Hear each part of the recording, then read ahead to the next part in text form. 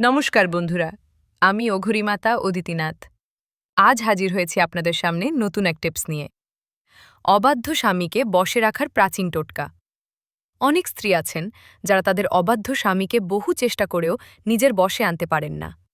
তাদের জন্য আজ আমার এই বিশেষ নিবেদন।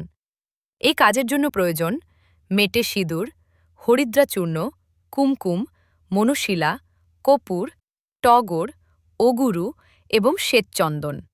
সব উপকরণগুলি গঙ্গাজল সহযোগে মেখে একটি মণ্ড প্রস্তুত করতে হবে। তারপর তা দিয়ে দুটি পুতুল বানিয়ে ছায়ায় শুকোতে দিন। 7 দিন পর পুতুল দুটিকে আপনার গৃহের উত্তর দিকের কোনো উঁচু স্থানে স্থাপন করুন। শুরু হবে আপনার সাধনা। সকাল, দুপুর ও সন্ধ্যায় পঞ্চোপচারে পুজো করুন। এই 21 দিন পূজা চলাকালীন আপনাকে শুদ্ধ আহার করতে হবে ও শুদ্ধ বস্ত্র পরতে হবে। 21 দিন পরে পুতুল দুটিকে আসন থেকে তুলে আকার মতো ছোট কোনো বাক্সে বন্ধ করে নিজের কাছে গোপনে রাখুন। আশা করি এতেই আপনার মনের আশা পূরণ হবে। জয় গুরু বামদেব, জয় মাতারা।